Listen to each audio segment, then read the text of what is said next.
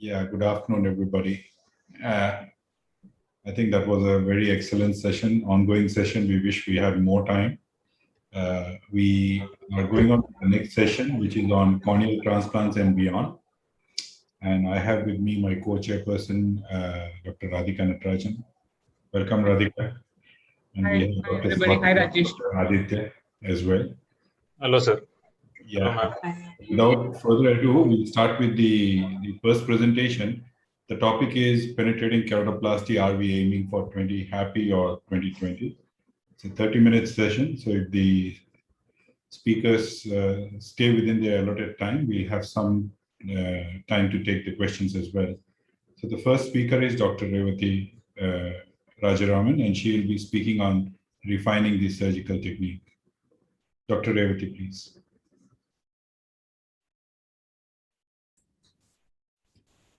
Thank you, Dr. Rajesh. Can you see my slides? Yes, we can. Please go ahead. Thank you. And this penetrating keratoplasty, to refine this technique, we have to have some certain things we have to pay attention. First one is to prepare the patient properly, to prepare not only the ocular surface, being a full thickness graft, like we have to prepare the rest of the internal structures also, especially the anterior segment. And also we have to do a proper donor selection. And it's a open globe procedure. So during the surgery, we have to take care of this, and we have to pay attention to certain things. And also mainly the sizing and suturing, which is going to decide about the optical outcome of these grafts. So the donor facts, of course, we all know, like we want a good donor, but need not be so excellent as in case of EK, but we need young corneas relatively, I mean, preferably young corneas with a fresh immediate preservation. And if it is due to sudden death, due to cardiac arrest or something with normal metabolism, it's more preferable because the decay will be relatively less.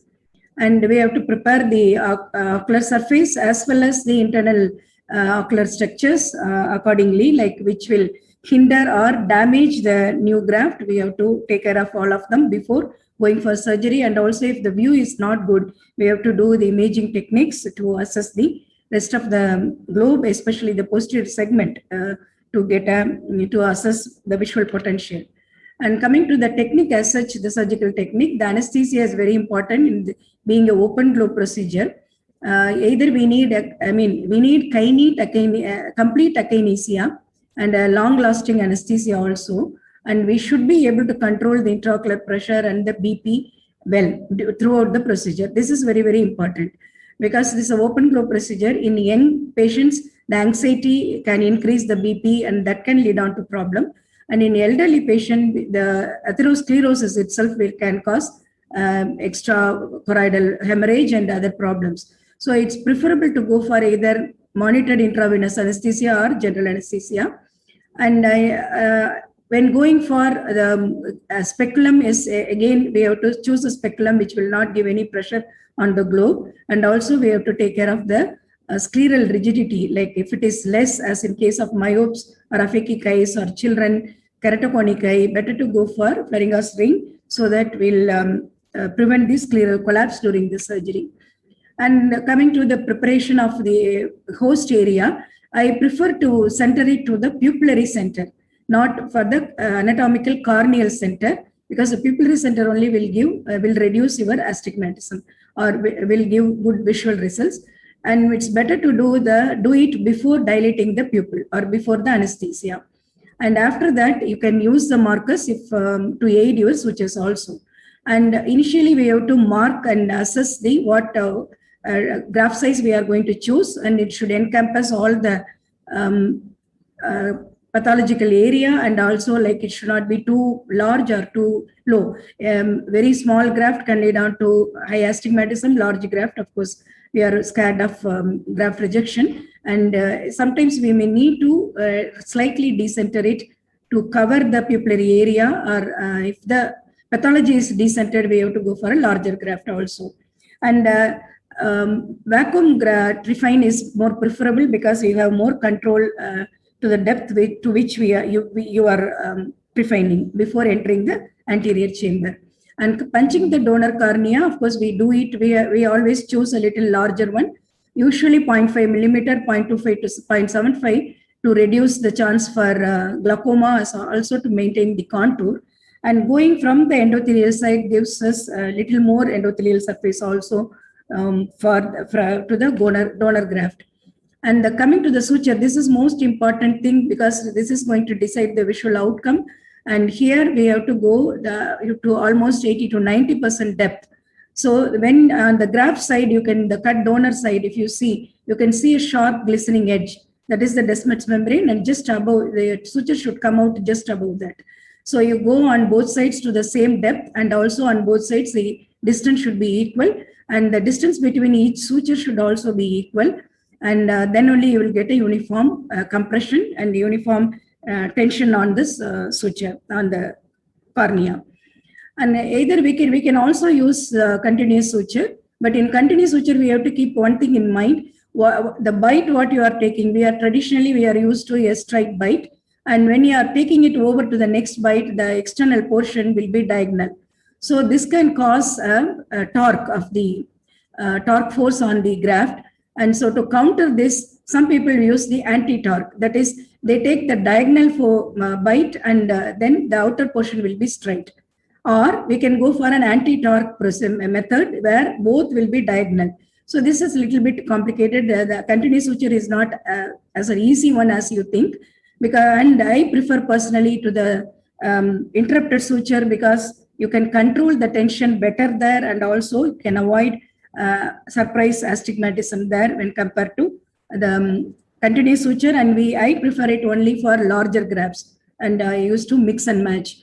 And another advantage of interrupted suture is when the graft and host, the thickness is not matching, then it's easy to control our bite depth accordingly in the interrupted suture, and also later suture manipulation also will be easier in interrupted suture. So let us see a small video which is going to show this.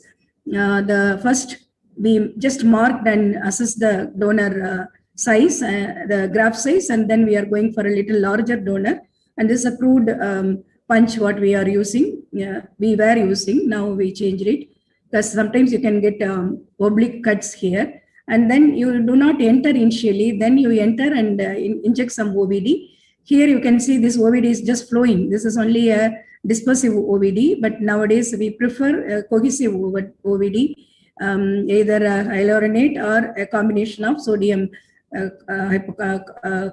chondroitin sulfate and the sodium hyaluronate. Then the first 4 sutures, cardinal sutures, will be first done.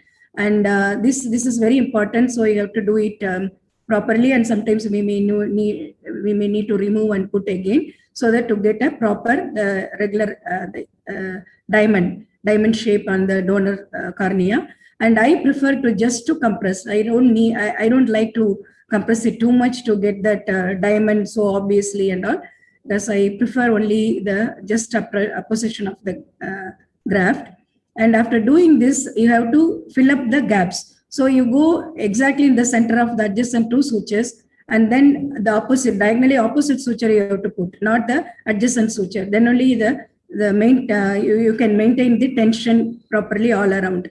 So because of editing, I am just showing that as though I am doing the adjacent sutures like one by one. And at the end, you may need to even remove and replace the cardinal sutures also, because many times these cardinal sutures, by the time they become loose or they are not very radial, then you have to remove and replace them. And then you have to remove the OVD, which I prefer to go by the side port. I don't want to again intervene or open the graft host, the opposed graft host junction. So either you can make this side port before you enter the anterior chamber, before you trephine completely, or you can do it at the end. So then you can wash off the OVD completely, and then that is the end of the procedure. So like this you can, and the cohesive OVD is easier to wash off also.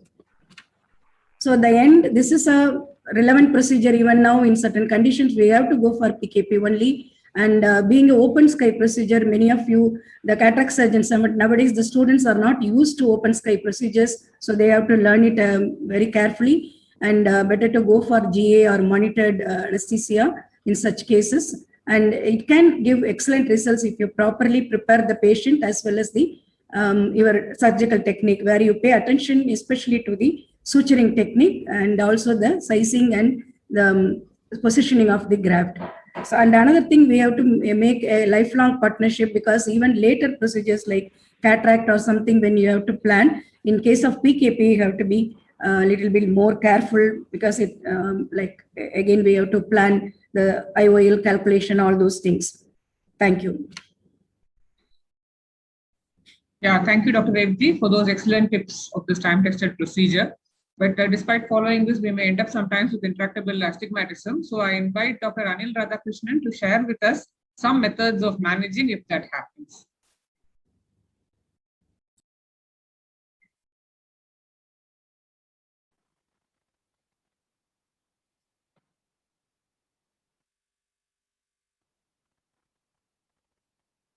Dr. Anil, I would request you to please unmute yourself.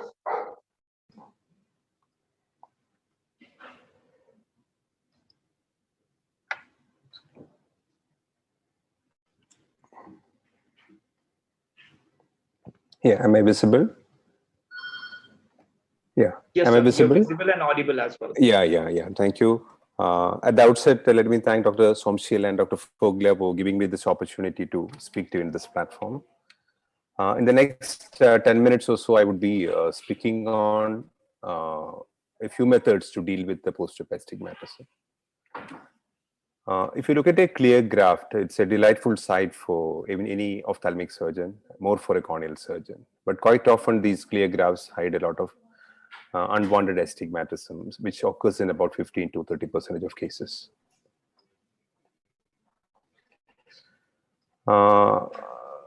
There are multiple factors that are involved in this. If you look at this, pre-op factors, if you have a condition like this, when you have a corneal thinning in one side, like pellucid marginal degeneration, when you define this cornea, one, as you see here, one side of the cornea is normal, while the other is much more thinner.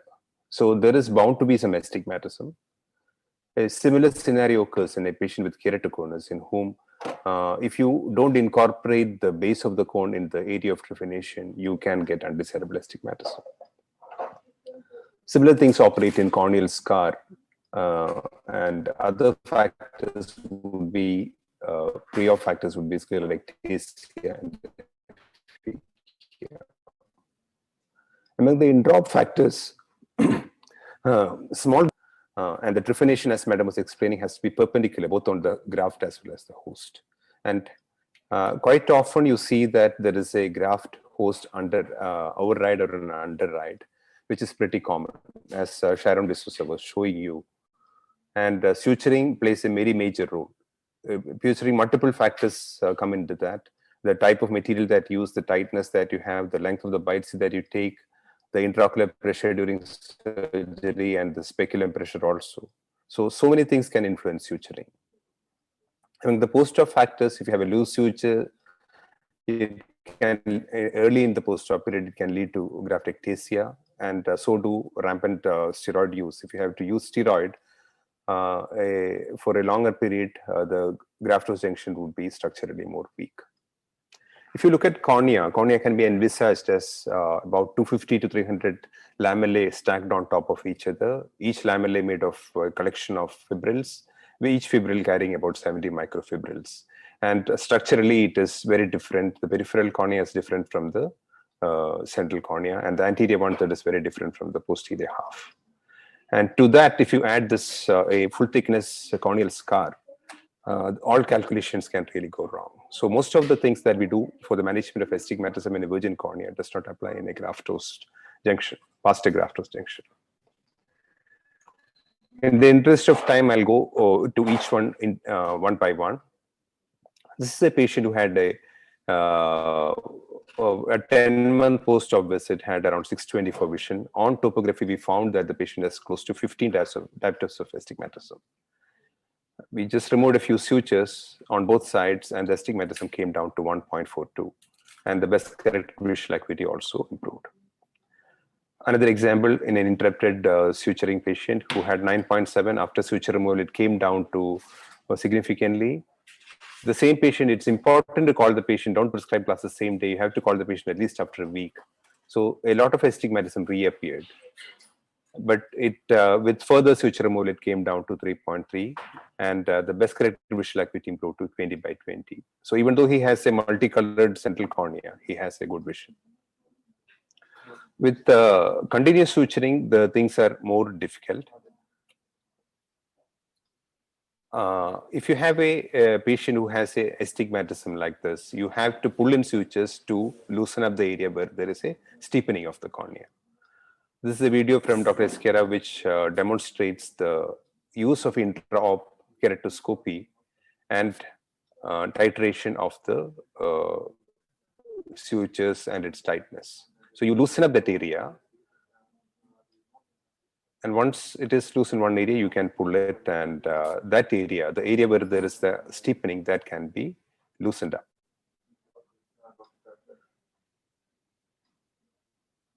So this patient, after this procedure, it came down to a very small cylinder, and the best corrected visual acuity also improved.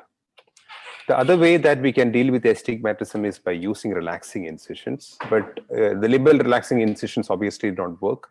We have to put it inside the graft-host junction. That is the second limbus in a patient with a penetrating keratoplasty or a deep anti-lamellar keratoplasty. It has to be at 75 to 85% depth. And we have to factor in coupling ratio also. So I'm not going into details, but Hanna's nomogram is the one that is very commonly used for treating post-keratoplasty astigmatism. This is a study in which they used the femtosecond arcuate keratotomy for dealing with this astigmatism. And they found that from pre-op value of average 9.45, it came down to 4.64. And the depth in which the femtosecond laser cut was very good. It was 10.5 on average. So it is pretty safe and predictable. But if you see the mean best corrected visual acuity, there is hardly 1 line improvement. If you look at more closely at the graphs, you can see that the posterior results are distributed all over. There is a tendency for overcorrection in low myopia, low astigmatism, and a tendency for undercorrection in high cylinders. A similar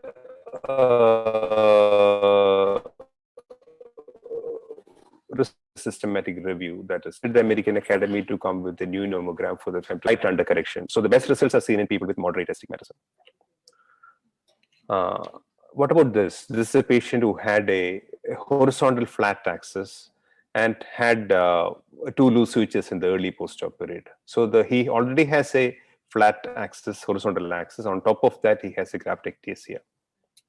So it makes sense to do wedge resection plus compression sutures, and obviously put sutures over the area of ectasia. So this will bring much more symmetry to the cornea. We have to understand the amount of steepening that it causes is much more, and has to be careful. The results are also quite encouraging. I don't have too much of a personal experience. I have done maybe 4 or 5 cases, but the results would be, best would be modest. And there is a tendency for the results to wane over a period of time.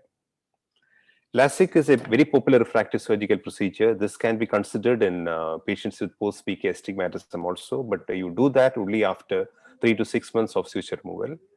And because you cut horizontally across the graft-host junction, there will be some change in the corneal biomechanics, and so people advocate first flap cut and later 6 weeks later do the explanation. Long-term results, again, it's not very great. There is definitely improvement for this,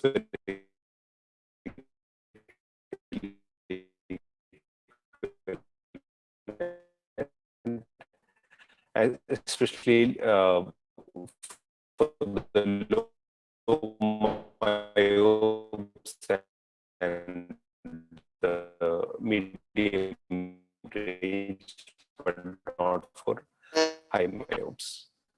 The astigmatism, the results are less promising. Very unlike what we see in it's a very useful procedure. The advantage is that you don't need flap here, and there are no flap-related complications. But again, results are much better in spherical power at low to medium powers. TopoGuide PRK can, you have in 1 minute. The other IOL, in which if you have symmetrical astigmatism, like if it's a patient with symmetrical astigmatism, like you can do phakic IOL, but if it's symmetric, it's a good choice.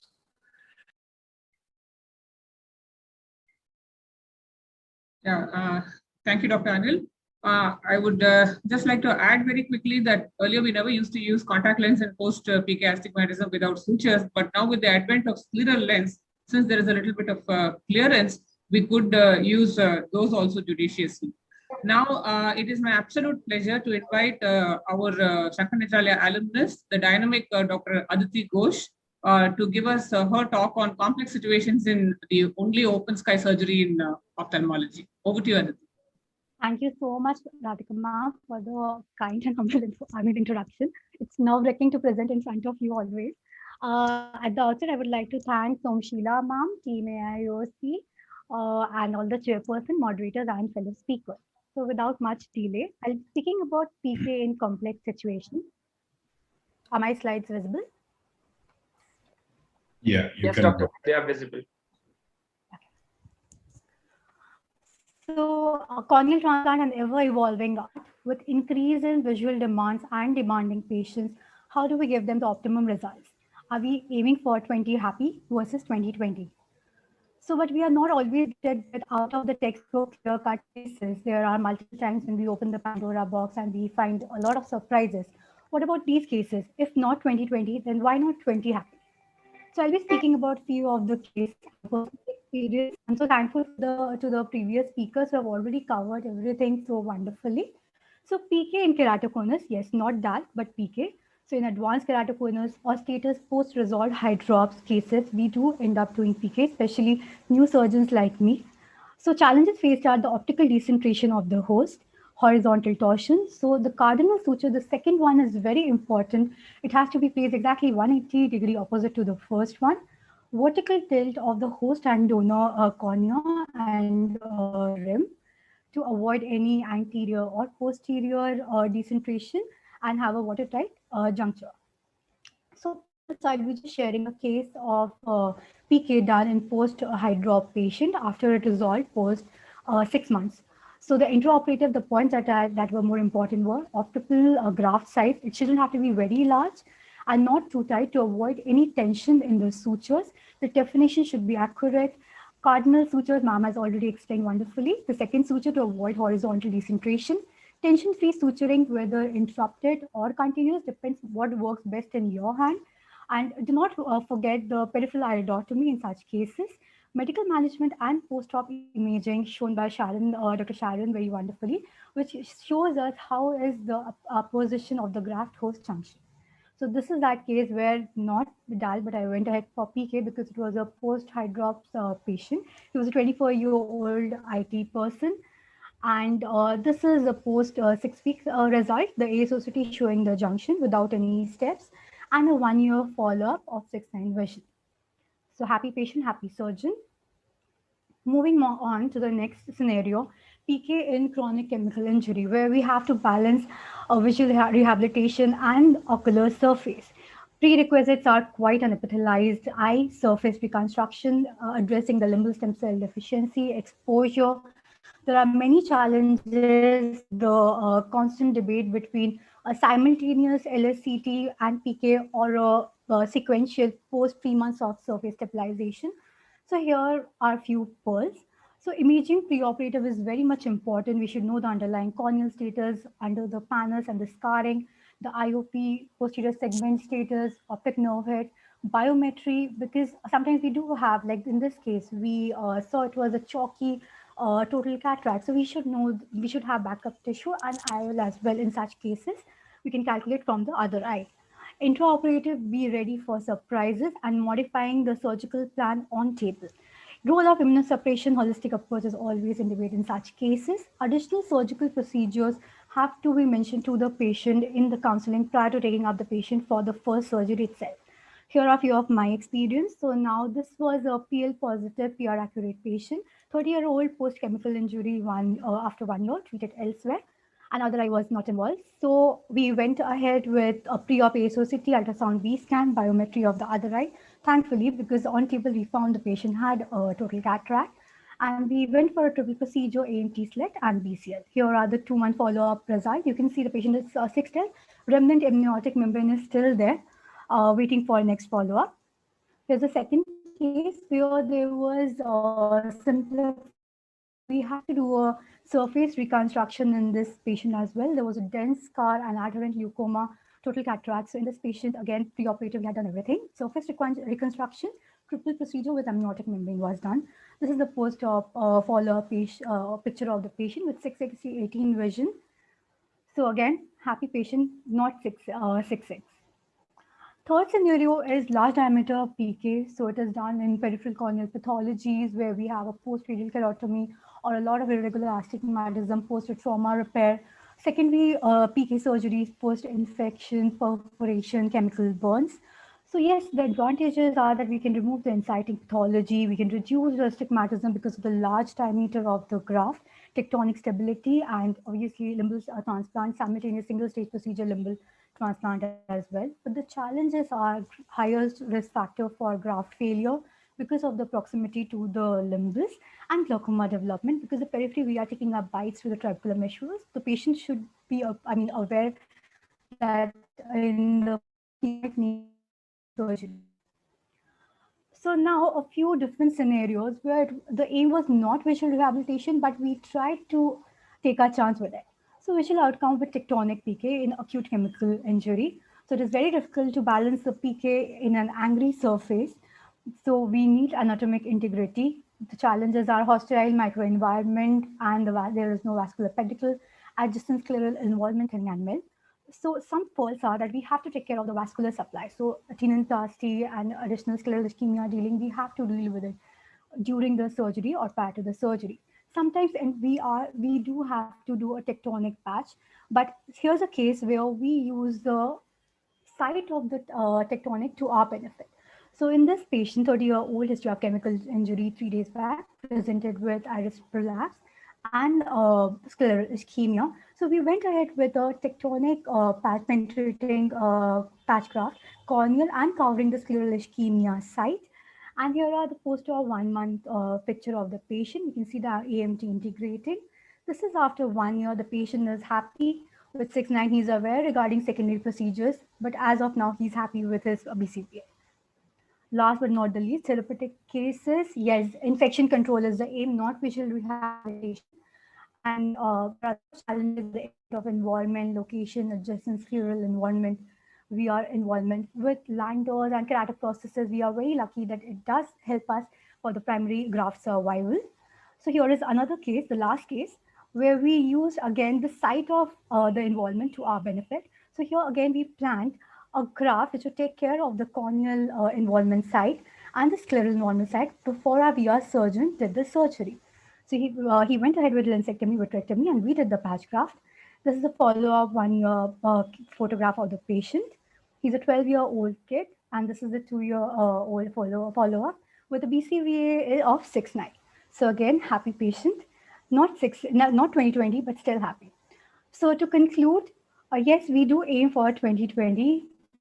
But in all cases, we should aim for the best possible visual outcome that we can provide to the patient. Every case is different. We have to formulate a plan, a tailor-made approach. Patient counseling is the most important part. Before taking up the patient for the first surgery, we have to be very well prepared preoperatively with all the imaging and ready for modification during surgery. And PK is definitely a savior in all complex situations and a backup plan. Thank you so much. These are my acknowledgements. Thank you to all my teachers who have taught me to do all this. Thanks a lot. Thanks for that power-packed presentation, Aditi.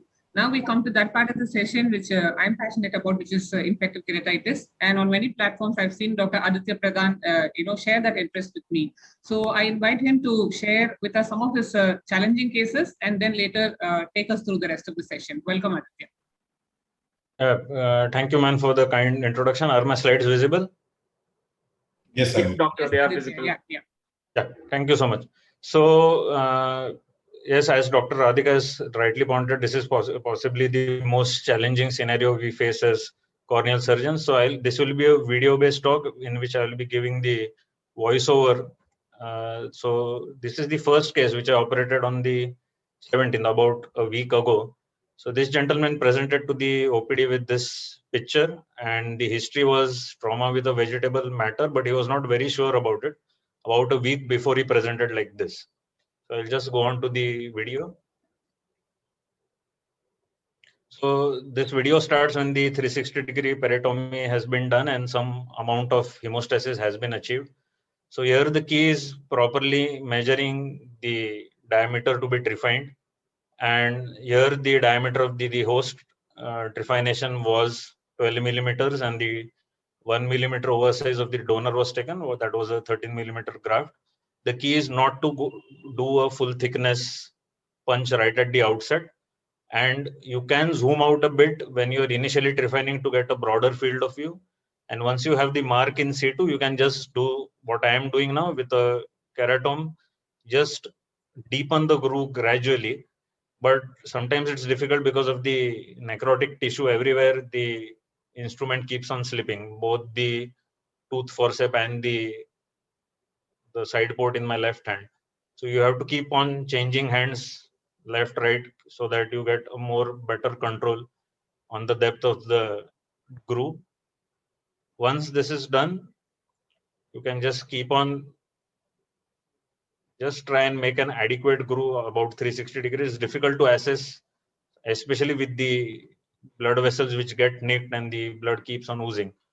But the key is here not to go too deep, not to try and puncture the iris or the deeper tissues inside.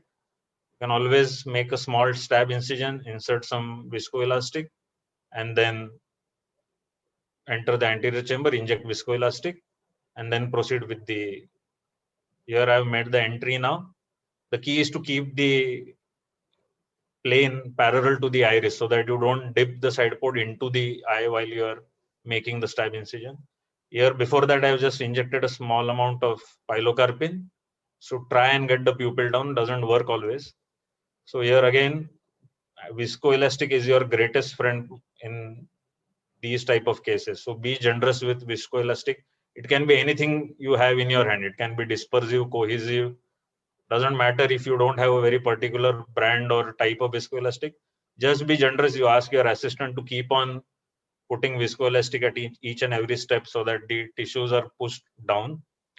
Again, while cutting this with the scissors, the key is again to keep the blades parallel to the iris plane and not dip them inside, so that you don't inadvertently cut the iris tissue or injure the lens. Try and salvage the lens as much as possible in these cases, because a lens expulsion or an inadvertent capsular rupture changes the prognosis and makes the case more complex. Now here I am using the closed blades of a Macpherson forceps to try and get separate disc.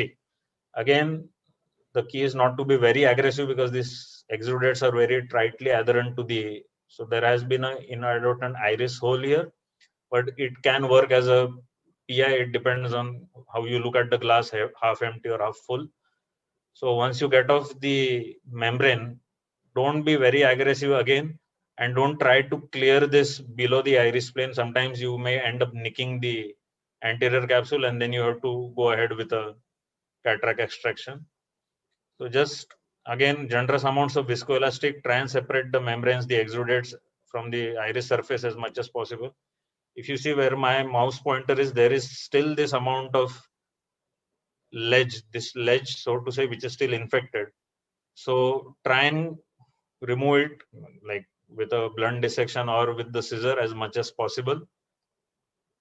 So this is what I'm precisely trying to grasp, but be careful that you don't end up grasping the iris at this point. Again, you see this defect has cropped up, but sometimes you have to sacrifice some bit of tissue so that in the post-operative period, you don't see the infection recurring from precisely where you ignored or inadvertently left off this ledge of infected material.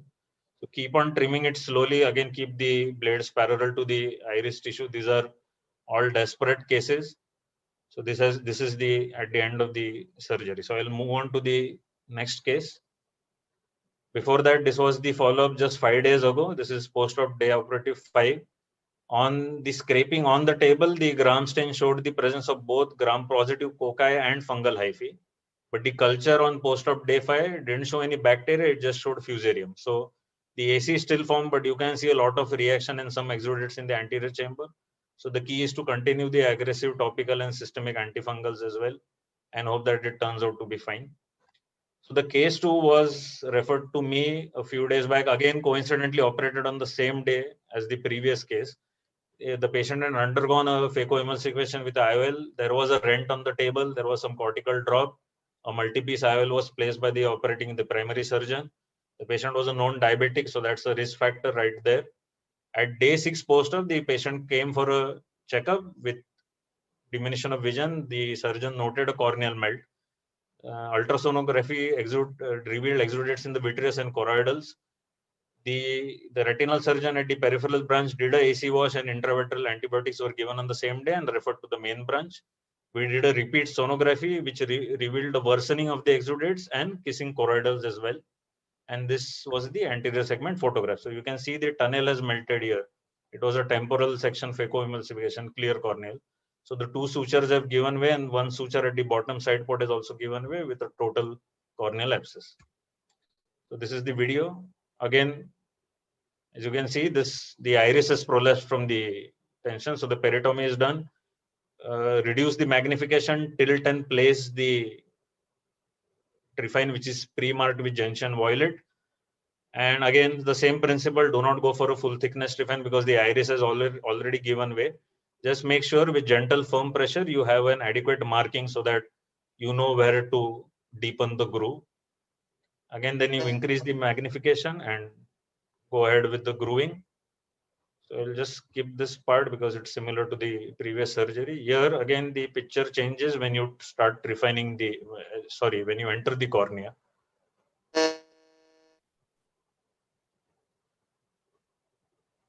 Yeah, so this is, so as you can see, the multi-piece IOL, the 3-piece IOL that has popped out of the bag, and the bag, there is no bag, so to speak. It has all been replaced by dense vitreous abscess. So the key here is not to tease the structures below the iris plane. Leave it for the vitreoretinal's colleague to deal with. Do not try to pull or cut or trim the exudates. Just remove the IOL. This I sent it for culture separately. And obviously the scrapings were also done, which revealed a gram-positive cocci on the gram stain. So we started treatment as per that and waited for the culture. Here I'm removing the IOL, just again loads of viscoelastic so that the IOL comes out smoothly. Sutures are done. At the end, we pushed vancomycin and ceftazidime into the anterior chamber and formed it to the best of my ability. Then the vitreoretinal surgeon took over. So this, if you see this photograph, this is immediately post-op day 1 morning. So you can see the AC is formed, but there's a lot of copious discharge, and the patient didn't clean it properly. So this photograph is just before the initiation of the vitrectomy by the vitreoretinal surgeon. This photo is at the conclusion of the surgery. The vitreoretinal surgeon had to put 2-3 sutures because of the choroidals. The AC was not forming. There was a lot of leak. Some of the earlier sutures which I gave had become loose, so all of them were replaced. So this was at the conclusion of the surgery.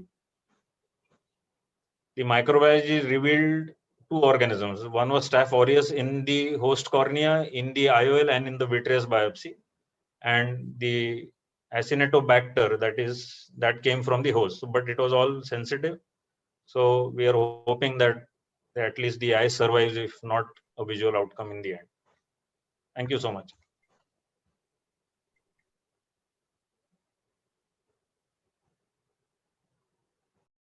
Thank you so much, Dr. Aditya. May I request our chairperson to please invite the next speaker? Yeah, so it's my pleasure and honor to invite Dr. Radhika, who will be speaking on tricky issues and therapeutic keratoplasty. And with that, we will be concluding the therapeutic part of this session. Over to you, Dr. Radhika. Yeah, thank you, Aditya. Thanks to AOS for this virtually fantastic show, and thanks to Dr. Somshila for the invitation. So I'm going to continue exactly where Aditya has left and tell you my personal do's and don'ts in this tricky site-saving procedure. Are my slides seen? Yeah, we can definitely. So general anesthesia is usually preferable for therapeutic penetrating keratoplasty because the eye is inflamed, the patient has discomfort, may not cooperate.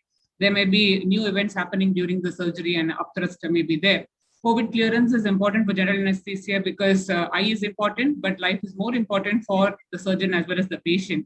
The tricky thing about diabetic control in therapeutic PK is that sometimes you're waiting for clearance for sugar to get control, but the infection in the eye, however small it may be, is preventing sugar control. So that has to be kept in mind and a compromise arrived at. Patch for corneal perforation is these days not indicated because the lid can move and it displays more structures.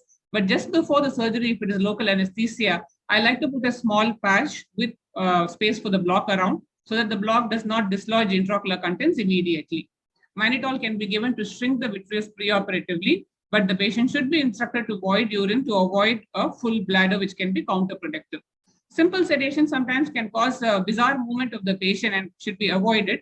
However, drugs like dexmedetomidine in skilled anesthetic hands can work almost like general anesthesia. Exposure is very important to eradicate the infection. A universal eye speculum is preferred over a wire speculum. The Fleringa ring, which supports the globe, can also be used to thread a suture, which can then work like a rectus to position the eye. And sometimes when the infection is very extensive, we can use traction sutures at opposing ends of the limbus and rotate the globe down. The case in point here is a rhinosporidosis infection, which has caused a scleral melt, and the globe has been rotated down with traction sutures to expose the area of interest. Sometimes in infiltrates, which are limbus to limbus, suturing can be difficult. The conjunctiva needs to be opened up. Otherwise, if we suture over the conjunctiva, when the edema subsides in the postoperative period, the sutures can become loose. When we do this conjunctival opening, as you can see in the picture below, severe bleeding can ensue because it is an inflamed eye. So firm pressure with or without adrenaline on a gauze is the best way to control this bleeding because too much of cautery is both frustrating and can cause limbal ischemia. So in the panel above, you can see a large infiltrate which possibly needs a large graft. But on table, when the AC was washed, you can see that the infiltrate is left back. The solid part of the hypopyon is left back. All the fluff got washed off and we can size the graft properly now. And the slit photo on the side shows an area of thinning inferiorly, which is not obvious on the diffuse illumination. So this has to be encompassed to prevent wound leaks in the postoperative period. So when there is a corneal perforation, the iris rushes forward. That is a protective mechanism. And you can see in my beautiful artwork below that normally the iris is horizontal, but during perforation, the iris bows forward to kind of cover the perforation. So this has to be remembered to trephine without damage. And like Aditya said, you have to make careful grating entries so that you don't go through and through the iris and injure the crystalline lens. So this is the most important slide in this presentation, showing the first part where the iris needs to be cleaned up of exudates as shown in the video earlier. We remove the entire infection, but this little remnant can cause a recurrence. Damaged portions of the iris have to be removed, but good portions have to be retained to avoid postoperative glare. The angle has to be washed thoroughly so that zippering does not cause angle closure. And large PIs need to be made to avoid pupillary block in the postoperative period. So this is the golden triad of therapeutic PK. So some tips are when you have an infection that is resolved, which has led to staphyloma, still you need to operate on this eye because there is an intermittent leak in the central area. And when it seals, the IOP increases to form a staphyloma. So you cannot glue this because the cornea around is unhealthy. But temporary glue can be applied so that the anterior chamber can be entered a little more comfortably. And the corneal graft itself can also encompass a scleral frill, which can then be used to cover the staphylomatous area, of course, after de-epithelizing it first. When the infection has formed an anterior staphyloma, as you can see in the panel on this side, one other small trick is to adopt a hand over hand or a protected PK technique, where you put in the graft first and then slowly you remove the host cornea. This may cause endothelial damage, but in a large staphyloma, it is worth doing it to prevent an expulsive hemorrhage. The operating microscope gives us a wonderful opportunity to look beyond the ulcer itself. Here, we took it up as a limbus to limbus infiltrate, but you can see under the lid a large mound of sclera. We thought it was necrosis, but we opened and we found scleral pus. So that changed the game plan of the treatment entirely. And foreign bodies and vitreous involvement have to be looked for in post-injurious corneal ulcers. Everything is against the epithelium healing in a TPK because the quality of tissue that we use leaves the epithelium sometimes in shreds, and inflammation prevents the healing. So many sutures are being used. Toxic medication needs to be continued post-operatively. And an epithelial defect not only can cause recurrence of the infection, but can set up a new infection also. Treatment with amniotic membrane graft is not very useful because in these inflamed eyes, the graft breaks up almost immediately. So case in point over here is during the pandemic times, a glycerin graft that we have used for TPK. These work very well, but these acellular grafts is really difficult to get them to epithelialize. So we have used a small tarsorrhaphy and punctal occlusion, and in the picture below, you can see that the graft is healing very nicely.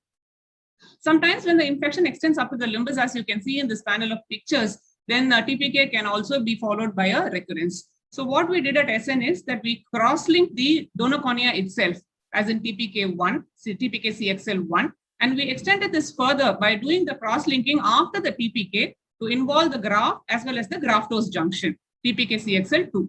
TPK CXL1 gave enough tensile strength to the donor cornea to prevent recurrence, and TPK CXL2 not only consolidated the strength, it also sterilized any residual infection. So a combination of these two, we saw reduce the rate of recurrence in large ulcers, and we have reported the same.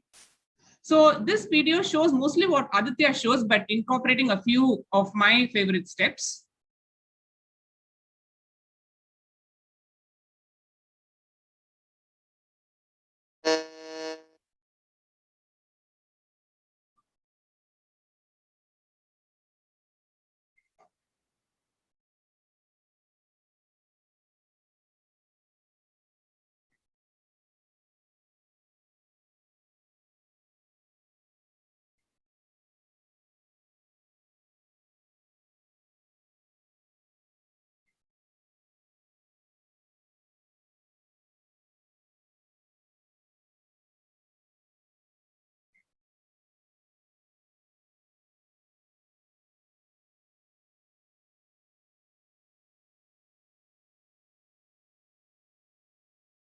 So last but not the least, it should be remembered that the main aim of TPK is not to have a clear graft or a good refractive outcome. So before rushing in to give steroids or doing early suture removal, we must remember that the main aim of this surgery is to salvage the eye. For indeed, we should be able to save the eye to impart good vision to the patient. Thank you so much.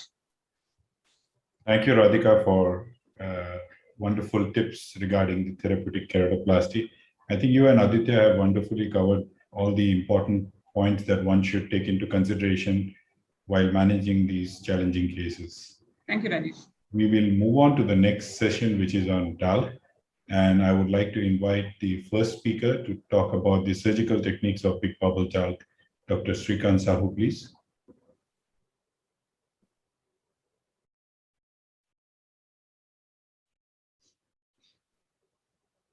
Give me a second. Just give me a second. Sure.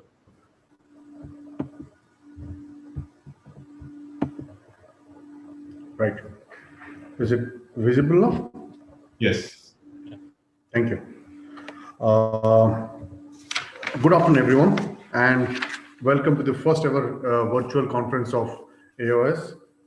Now I would discuss about my techniques to execute a big bubble technique of DALC. Now there are many other ways of doing a DALC, which is a manual dissection or a viscodissection. But the big bubble technique is the most predictable and widely practiced method of doing a DALC. Now, if you come back to the basics, for a case selection for DALC and specifically for big bubble is important, we need to take care that there is not a deep scar. The deep scar prevents the air for going further to and for making a big bubble. And there are certain conditions where the stroma lamella are tightly packed, like in case of mucopolysaccharidosis. So these cases are not good for forming a big bubble. So once we have selected the case, we can go to the step next, like after peripulbar anesthesia, we need to we define the the size of the cornea, what we intend to, we take a suction trephine. A suction trephine is preferable to a normal trephine because we can see what depth we go. And for that, we have to first ensure that the suction trephine is parallel, the internal lips are parallel to each other. This is a case of keratoconus where I'm trying to mark the tip of the cone, and then rotate 6 backwards, 690 degrees. So it makes some space. Once vacuum is created, then we go 6 plus 4. 4 is approximately 300. Now a pre-operative OCT would be helping us to know the thickness of the cornea. Now in case of keratoconus, we do it less. After defining, what I usually do is I put a big bubble, small bubble in the antechamber through a self-sealing paracentesis. Now this helps in 2 ways. One, it gives us the air in the antechamber gives a reflection of the how deep are we. 2, as we will see in the next video, the moving of the bubbles in the antechamber to the periphery helps us to locate that yes, the big bubble is formed. So once we put the big bubble, then what we do is take a 27 gauge needle, bend it 90 degree, and which makes parallel to the curvature of the cornea. Now, if it is thicker needle, it is difficult to go deep inside. If it is thinner one, it usually perforates. So I would prefer 27 gauge needles. Some people do prefer 30 gauge needles, but then the force there is different from different where you. So you need to be used to one particular gauge, and you know what at 5 ml series was what I prefer. So the pressure should be good. Once you are in the right plane to enter, go into the 70% depth, and with direct visualization, say go to the center, dip it out, and then inject the air slowly. Now this is a case of macular dystrophy where I take a trephinism. Look, I just wait for some time, give pressure slowly. Once I on the right plane, start giving pressure. You see the small bubble here. This moves out. This is the big bubble, and this is the small bubble which is moved, showing that the formation of the big bubble. Now, point 1, the bevel should be down, not up as in the left, but right here in the right. It should be of appropriate depth, not superficial. Superficial will not give us to a chance of big bubble. Once we reach deep inside, we dot it and make a nicker so that we can put the pressure adequately and slowly in the first part. Once it reaches the right plane, it goes in very smoothly. Now, once we have formed the big bubble, as we see in the last case, like this is big bubble, this is a small bubble. What we need to is we need to take out this big bubble. So what we do, we take a lemon blade with the sharp edge pointing up. This is the bubble of which I'm showing on the microscope. Once you nick it, the bubble comes back to the center, which means that it is released. Now, the same entry where we made, I inject some viscoelastic here, so that there is a separation, plane of separation between the, and again we see the bubbles moving out, which means that the DM has gone down again. Now, so how do we identify? By sudden movement of the air bubble from the periphery to the center. Once you do that, we put the viscoelastic through the center. And now what we do is we ensure, though we know that it's separate, but we ensure that even no small strands are attached. So we take an iris repositor and cut it and separate it, then cut it and we should be sure the areas which we are cutting are actually cleanly separated by iris repositor. Once we are very sure, then we can cut it like a petal of a flower. At the end of the cut, it looks like a petal, and the edges can be cut very nicely. With this, we see the DM very clearly with a bubble in the center, which means that it has gone through. One thing to remember here is that you have to decompress the antechamber throughout the case so that the pressure inside is not too high. Now, sometimes in life, it doesn't go as we want. So what we sometimes have, even in this case, I have a bubble here, but I'm scared to go into this. One of my earliest cases, So here you can slowly and steadily go deeper inside to the as deep as possible with a crescent. It's better to take a rough crescent, an older one, not very old, but then not very sharp also in the early parts. Once you are deep enough, like we reach here deep enough, then this is not yet deep enough. Now I reach a plane where I see it's deep enough. I go with the iris depositor as far as possible, then separate it up. Now, see the area here is clean. What is more important is once we get into this, now here we can also live in this state, but since we have got a big bubble, we know we can clear it. This is one of the dangerous step, but then this makes me reach the big bubble very nicely out here. And we can use the iris depositor for this case and see the iris depositor and rub it, clean the last dot of stroma so that we have a clean DM. Now, what happens? So like even in some cases where we have this DM to the right last extent, but the last minute, when you are trying to take out the last part of the stroma, you get a perforation. Wait for a minute, watch, and then fibrin blue which can be used to continue the case, which will be described by my friend Vanuti. There are certain times when you cannot do DALC because there is a perforation right from the beginning, and that to a large one, like in this case. So it's better to convert rather than continue with the DALC. So if you see just okay, that's it, and you know that's the perforation. These are cases where you need to convert. Well, the last part, once you know that there is a good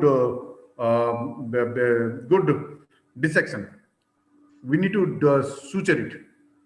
The points are: one, we need to remove the DM from the donor by using Triffen blue. We usually use a 0.25 mm oversized donor. Ensure that we wash off all viscoelastics. This is the last slide. To viscoelastic over the bare DM so that there is no post-operative haze, and we give a interrupted or running or combined suture as per our preference. Thank you. Thank you for your patience hearing. Thank you, Dr. Sahu. That was a very informative talk, looking at all the various surgical steps. And well, as you rightly mentioned, not every case you can perform a big bubble DALC. So we also need to know the other technique of doing a manual near Decimet's DALC. And we have Dr. Paras Mehta, who will be talking to us on the surgical steps of manual dissection. Dr. Paras Mehta, please. Yeah. Thank you, Dr. Fogla. And at the outset, I would like to thank Dr. Somushila and AIOS for giving me this opportunity. I'll just share the screen.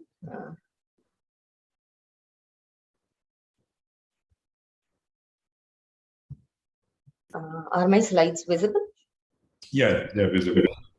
And am I audible clearly? Yes, you're very much audible. Yeah, okay. So like I would be basically, I would be talking about the other aspects of, DALC, that is manual DALC tips and tricks. I have no financial disclosures. We all know that deep anterior lamellar keratoplasty is a lamellar transplantation it is a surgical technique of a lamellar transplantation wherein the corneal tissue is replaced, leaving behind the endothelium and Descemet's membrane complex. The donor lamella is positioned directly onto the Descemet's membrane, preserving the recipient's endothelium, hence decreasing the risk of immunological rejection. Despite the development of new surgical techniques and instruments, the success of DALC has been limited by its technical difficulty, protracted operating times, and the risk of intraoperative corneal penetration. Let's look at quickly at the history. In 1974, Professor Mohammed Anwar was the first to describe bearing Descemet's membrane in corneal dissection, reporting excellent smoothness of the stromal bed for the donor graft pattern. Since then, over the past few decades, numerous surgical strategies have been developed. DALC can be performed using various methods to create a good optical graft-host interface. People have used like big bubble technique, intrastromal air injection, Melis technique, hydrodelamination, viscodissection, and femtosecond laser assisted technique. The big bubble technique introduced by Anwar and Takeman in 2002 is currently the most common approach, in which an air is injected into the deep stroma to achieve a large air bubble between Descemet's membrane and stroma, which facilitates dissection at pre-Descemet's plane, which was very elegantly demonstrated by a previous speaker, Dr. Sahu. Now the question is, why should we learn manual technique? There are situations where you cannot achieve a big bubble, and then you would like to resort to other techniques wherein you would like to have advantages of DALK procedure. So dissection can be considered as an option to avoid conversion to PKP in the event of intraoperative complications, or as an alternative to the big bubble technique. When the surgical goal is to reach the plane of Descemet's membrane, visual outcomes are better with almost most of the techniques. So which cases can go for manual DALK? Let's look at that. All the indications of DALK, or in cases of stromal scarring, very advanced keratoconus, wherein you don't have much stroma on top of the cone, and then you may probably resort to a manual DALK rather than a big bubble DALK. Advanced PMCD, pellucid marginal corneal degeneration, intraoperative small perfs, one can convert to manual technique. If it is a resolved hydrops with a scar, early therapeutic DALK for non-responding infective keratitis, where the infection is limited to anterior 2/3 of the corneal stroma, corneal scar or ectasia post-RK or post-hexagonal keratotomy, post-CXL also, it is difficult to achieve a big bubble, and maybe one can resort to manual procedure, and post-chemical injury scar as well. Looking at the preoperative planning, one should do a thorough examination. One should know the minimal corneal thickness. If you have an access to anterior segment OCT, it would help greatly, which was very elegantly demonstrated in the previous session by various speakers. Preferably take the surgery under general anesthesia. One can do wet lab practice and can practice the same in all PK cases. If you are a beginner, you can practice the same in all PK cases, and then eventually you can convert the case into a PK. Keep a standby optical tissue in the initial part. Even if you end up with microperf, you can still continue with manual dissection from other side. You can leave a small sliver of stromal tissue covering the perf when you suture the donor button, and one should have lots of patience to complete the surgery meticulously. Essentially, in manual technique, it is important to refine the cornea at 60 to 80% depth. One can use a lift and stretch the tissue to facilitate the dissection by severing the stretched stromal fibers, so that you are not actually dissecting, but you are just severing the fibers. During dissection, keep the bed dry all the time.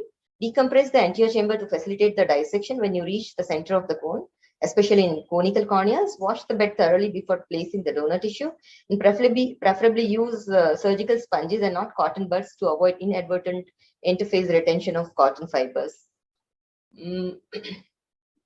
One needs minimal instruments to begin with, like corneal tripines, which could be guarded or non-guarded, crescent knife or lamellar dissectors, fine non-traumatic corneal tooth forceps or Hoskins single cup or double cup forceps, short and long blade corneal scissors to cut the cornea, corneal punch to prepare the corneal button, fine needle holder and suture tying forceps, and disposable blade for small side put, radial 8 or 16 markers to have your sutures in the right distance. One can use a forceps to expand the peripheral lamellar pocket, and one can use blunt scissors in the periphery to dissect, which I'll come to discuss when I show the video. Intraoperative keratoscopy to titrate the astigmatism. These are the vacuum tripines which one can use once you master certain techniques, and definitely it would help you in reaching the right plane. Let's look at the video. Is my video visible? Here, this is a very advanced case of keratoconus, wherein very limited amount of stroma was left. Like probably we are dealing with hardly 250 micron corneal thickness. So I mean, directly after marking the cornea, I've just made a mark onto the corneal cornea, and then dissected the corneal tissue with the help of crescent blade gradually. As you are seeing, I'm lifting the corneal stroma and just helping the dissection with the help of dissector. You keep on decompressing the anterior chamber so that it facilitates your plane, and you don't end up into perforating the center of the cornea. Once you know that you have reached an adequate dissection, you can prepare a donor button. You can, if you want to use the donor DM, then you can, preserve it differently, or you can remove it with the sponges. Mark the donor cornea with the radial marker, and you can suture the corneal button as we suture in all the keratoplasty. But here I would like to share a tip that because you are having disparity in the donor cornea and the recipient bed, you would like to have your sutures at least, partial thickness 50% in the donor and almost they would 50% in the donor and almost 90% in the recipient bed, so that the donor would sit into the bed very nicely. This is another case, a case of very advanced infectious keratitis. He used topical steroids and he developed diminution of vision for 2 weeks. And this turned out to be a mixed infection, though doing a DALK in a mixed infection is not a very good idea, but still manual DALK especially. But we decided to go ahead taking a call on table. Can you see the video here running? Yeah, you measure the area of the involvement, and then start dissecting. After marking the cornea, start dissecting it with the crescent knife. You can do it layer by layer, so that like here we are a little careful, because sometimes the central area may be having very spongy appearance, and then you can end up perforating that, because we realize that there is still involvement into the underlying stroma. So you dissect a second layer, and you can still go on dissecting the third layer till you are sure that you have just left behind hardly about 10% of a stromal tissue. You can see here. And it is important to remove the peripheral part of the ledge, so that your donor button sits very well into the bed. And then you can suture this tissue with almost 24 to 32 interrupted sutures, and with the intraoperative keratoscopy, you can titrate the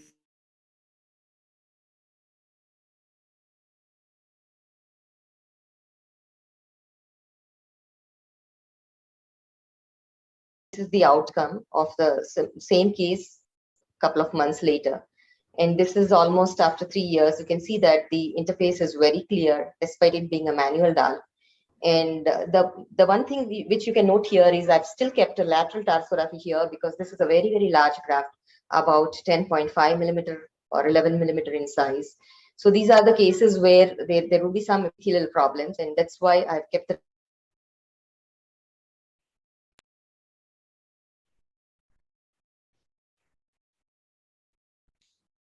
Paras, your time is up. If you can sum it up, it will be a short presentation. Yes. Yeah, I'll just sum it up. One can do a manual DALK in marginal corneal degeneration. As you can see here, this is intraoperative picture, and this is post-operative outcome on those cases. This is a case where, there was a keratoconus hydrops, and you can leave behind a small amount of corneal scar, and still you can go ahead with manual DALK. Similar cases here, if you leave behind some stroma, initially there may be some haze, but later on it can clear up if it is less than 10%. So to summarize, one can begin with minimal instrumentation. A wet lab practice can shorten the learning curve. One can try practicing lamellar dissection in all PK cases. If less than 10% of stroma is left, long-term results are almost similar to big bubble DALK. And one can rescue a DALK in the event of a failed big bubble technique. So mastering the art of lamellar manual dissection will facilitate learning curve for other techniques as well. Thank you for your kind attention and time. Thank you. Thank you, Dr. Paras. And after listening to both the speakers on the big bubble and the manual DALK, we have Dr. Vanati, who's going to talk about how not to convert to PKP and still salvage DALK in the event of encountering complications. Dr. Vanati, please.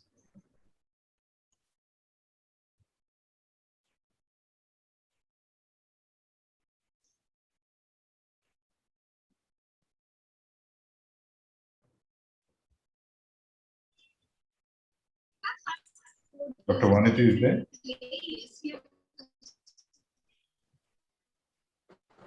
So Dr. Vanati is not in this meeting. She has another commitment, so she's not part of it. Okay. Prasad, you already have the speaker who's going to be giving this talk, don't you?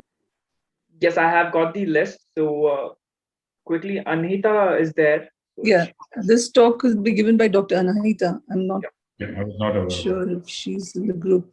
Yes, I'm here. Am I Oh, audible? sorry, yeah. Sure. Go ahead, please. Good afternoon, everyone. At the outset, I would like to thank the organizers for providing me with this opportunity to present at this session. So today I will be discussing perforations in DALC, what are the pre-op risk factors, the intraoperative management, and the postoperative considerations in the follow-up of such cases. So coming to the preoperative factors, the incidence of perforation in DALC ranges from 1 to 50% of cases. And although perforation can occur in any step of DALC or in any case of DALC, several studies have looked into identifying those cases where the risk is higher.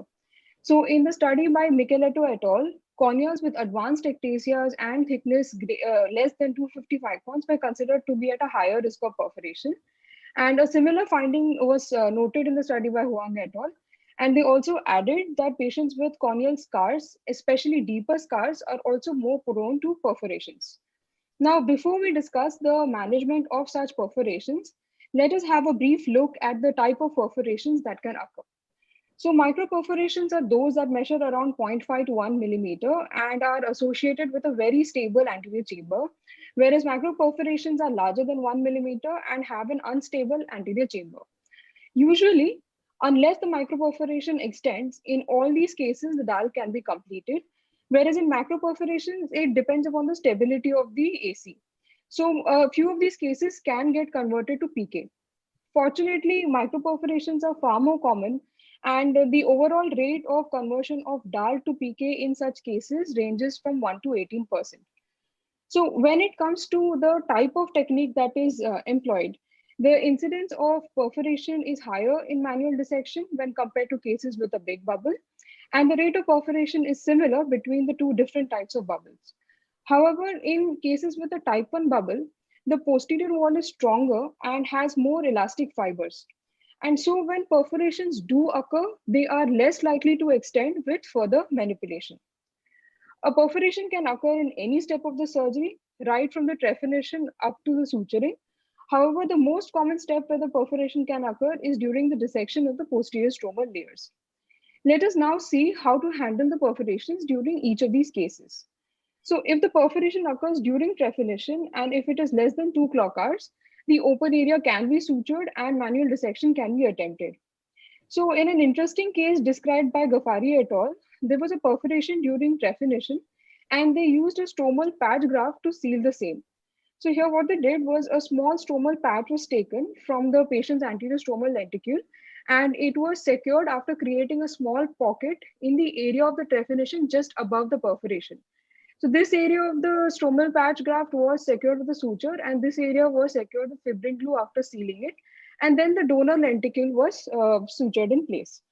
So what is important here is that to ensure that the new stromal tissue straddles the area of perforation to provide a complete seal. Perforations that occur during injection of air can be managed either with an air tamponade or by leaving behind some residual stroma. So here in this case, attempts have been made to form a big bubble. And during this attempt where air is being injected, we can see it is escaping into the anterior chamber. The bubbles are freely mobile. So in the same tract where the cannula was placed, an iris depositor is being inserted and manual dissection is being carried out. And then the 4 leaflets of the posterior stroma will be created using the same iris depositor and a blade. And they will be individually excised.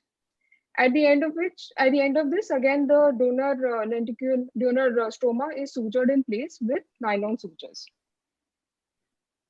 Our next patient was a case of advanced keratoconus in the left eye, and he was intolerant to rigid contact lenses. So here the surgeon is injecting air with a 29 gauge needle. Again, we can see that the air is escaping into the anterior chamber. So what is different in this case is, in the previous case, the dissection was done first and then the leaflets were created. But here first the leaflets are being created and then stepwise dissection of each quadrant is being carried out. So this is being done in 2 phases. So now the first layer of the stroma is being removed. And to reach a deeper plane of the stroma, again, another level of dissection is being carried out. So during this dissection, as we can see this, as the surgeon progresses circumferentially, And during the last bit of stroma is being excised, the perforation that was there extends. So the remaining stroma is excised, leaving behind a small bit of residual stroma over here. Air is being injected and we can see that the bubble is fairly stable with the residual stroma in place. And then the donor stroma is sutured with nylon sutures. So as I previously mentioned, manual dissection or dissection of the posterior stromal layers, this is the step where perforation most commonly occurs. And again, it can be managed either with an air tamponade or by leaving behind residual stroma. So here the anterior stromal cap has already been removed and a big bubble could not be achieved. So the surgeon is carrying out manual dissection of the posterior stromal layers. So again, once the dissection is carried out, the leaflets are being cut. And once again, a deeper level, the surgeon tries to reach a deeper level of the posterior stroma. And during this step, we can see here,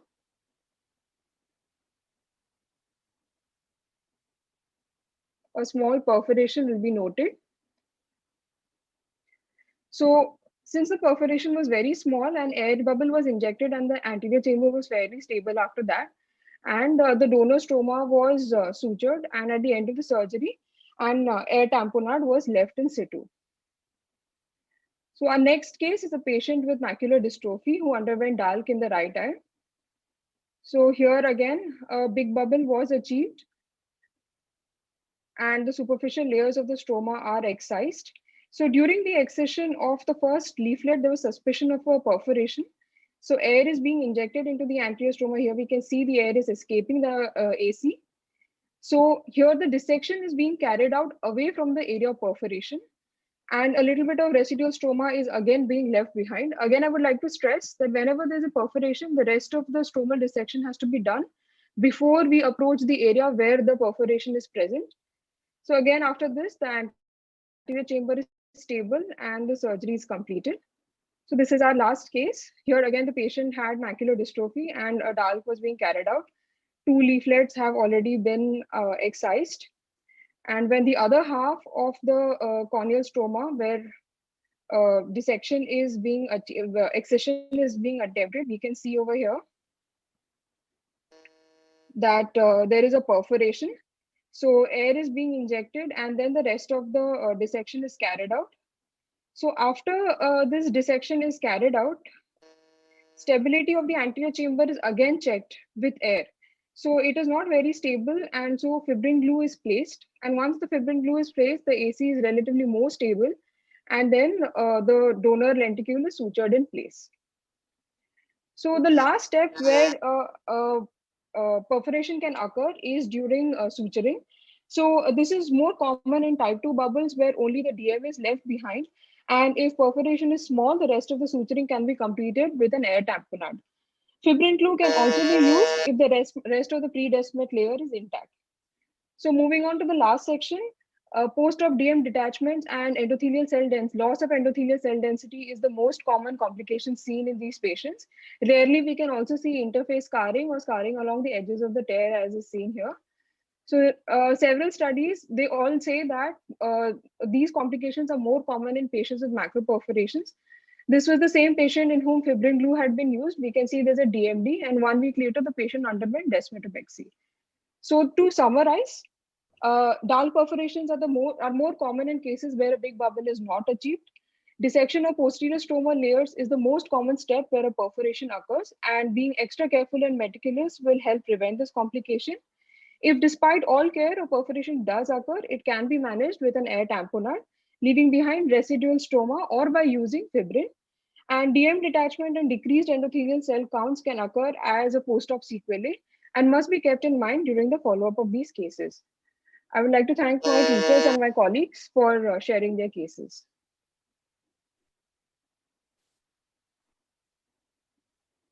Yeah, Aditya, you can take over the next session. Yeah. Yeah, so thank you, Anahita, for this wonderful presentation. With that, we'll be moving on to the domain of endothelial keratoplasty. And there is a slight change in the order. I will be inviting Dr. Swati Tomar first to start with her talk on the complications in the learning curve of DSEC. After that, we will be resuming the normal order of the speakers. Over to you, Dr. Swati.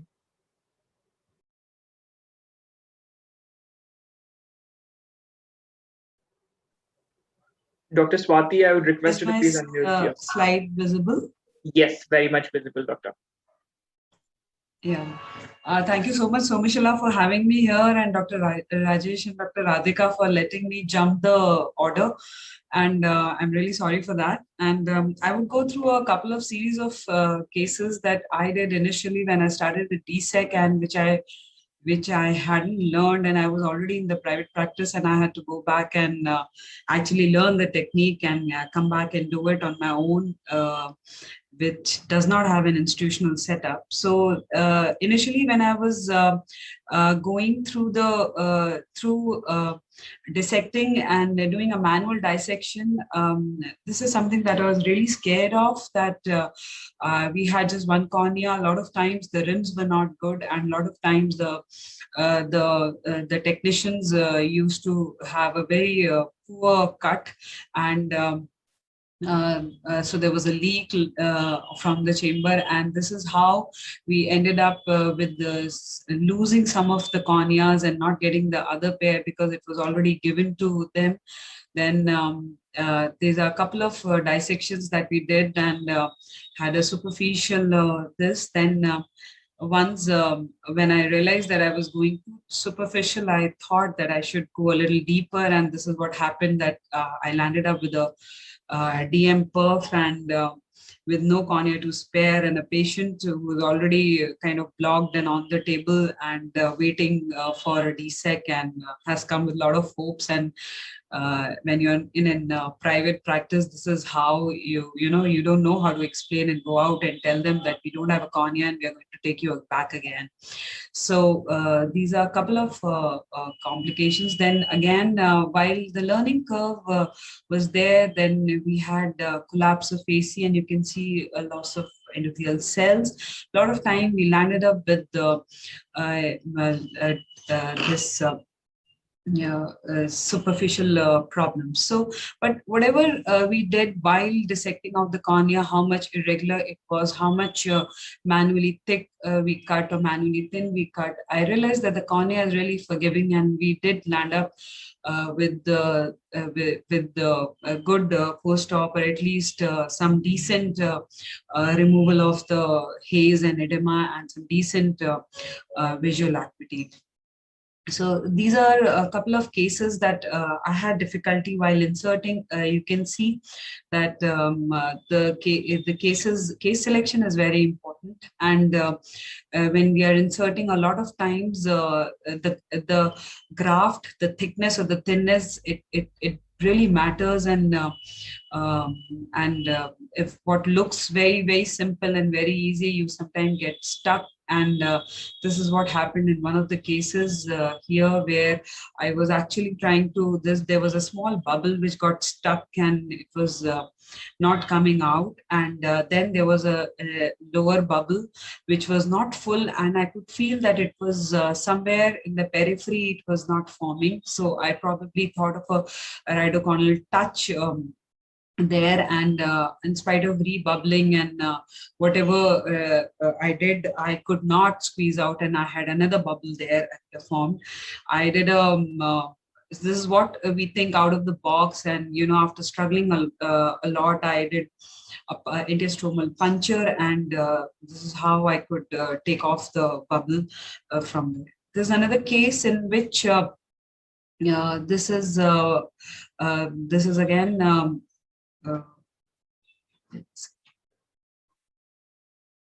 sorry. So this case here, when I was about to go inside, I thought I had checked and it was all attached, but it hadn't, and I had to do this. And when I realized my cornea was really swollen and the visibility was absolutely zero, I pushed in the graft somehow. I had pushed in the bubble, but I could not see anything. And this was a difficult case for me. It was a vitrectomized eye, and I thought of doing a full thickness keratoplasty, which I didn't. And here we had lots of vessels. And again, as you can see that I'm trying to struggle there because the iris is coming back and touching, and I had to sweep because the whole 180 degrees, there was iris which was coming and attaching again and again to the graft in spite of the bubble being formed. And I had to the whole eye was trying to, it was kind of collapsing. And again, I realized that the bubble has not completely formed, and the visibility though improved a little, I could see, but whatever I had a very tough time managing the case. Finally, I could do. This is another patient in which I usually do a 26 gauge needle insertion in most of my cases, and this is where I kind of inserted and my needle got stuck. And I had a very thin graft, and it was very difficult to actually take off the needle because it was a very thin graft and went through the graft. And this is when I had difficulty in exteriorizing. But the beauty was that I could actually create a good bubble, and I could manage the graft well, and I could attach the graft, though these are the things which happen when you are dealing with too thin grafts or too thick grafts. So these are a few of my cases initially when I did an aphakic bullous keratopathy, and I could see how bad my dissections were on anti-segment OCT. But as I said, that after air injection and waiting for a couple of weeks or months, definitely the cornea cleared and we do land up with decent grafts. So this is again a patient which had a little eccentric graft, and it was because of a lot of shifting, trying to shift the graft from the mid dilated axis that I was thinking the patient could land up in visual problems. I negotiated with the graft a lot, and this is what happened. The graft was not clearing, but as I said, that we waited for a very long time before getting a very clear picture after a year or so. So again, these cases, as you can see that in the first case, the approximation was very good, and we could get a good only because of the approximation. But in the next case, as you see, the post DSEC graft detachment was because we had this tent kind of a tissue which was there, and it was not getting attached in spite of constant rebubbling. And in the last picture, the graft attachment, even after repeated air injections, there was this periphery which remained detached, and which had to be followed up carefully. But then they usually clear, and with passage of time the endothelium grows, and you kind of get a good graft. So this is another aphakic eye with vitreous touch syndrome. When I was doing this case, I tried to do anti-vitrectomy and try to clear the vitreous, but still, as you can see, there was this detachment which did not clear. So these are a couple of my other cases. I'm just going to end. This is my last slide. So again, here you can see in this patient, I had I have not removed the whole DM, and I had placed the graft. So there was kind of a double DM which was there. And again, my graft was very small in the last picture, and there was a huge gap that I could see, and which took a lot of time to clear, and the patient was symptomatic till then. So these are a couple of eccentric grafts, with pupillary block, with irregular manual dissection that we see and come across. And this is what happens when you are in your learning curve, and finally you still keep seeing this. Thank you so much for giving this opportunity. Thank you. Yeah, thank you so much, Dr. Swati, for showing us the entire spectrum of these learners' complications. Appropriate case selection in the learner phase, I think, is probably the single most important factor in overcoming these. And wonderfully shown. Thank you so much. Thank you.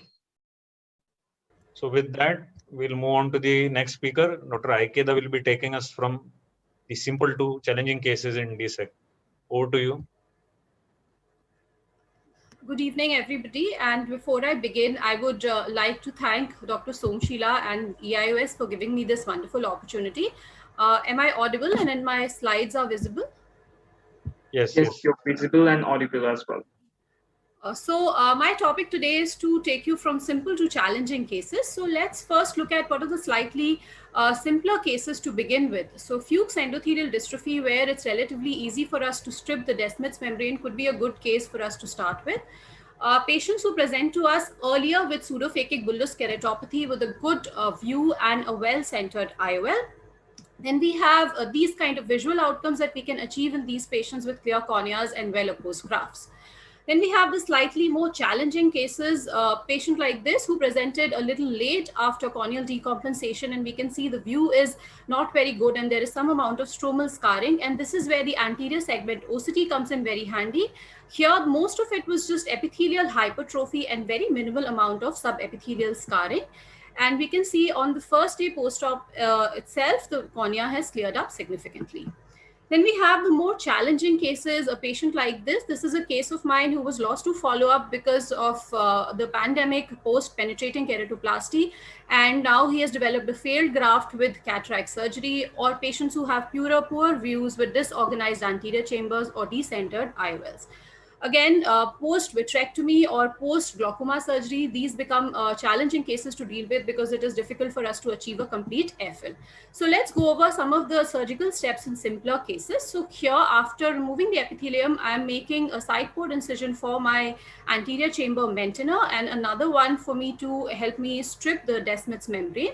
I've already marked the area in which I require the Descemet's to be stripped with the help of a trephine. And then I'm going over with a reverse Sinskey and scoring my Descemet's membrane under the anterior chamber maintainer.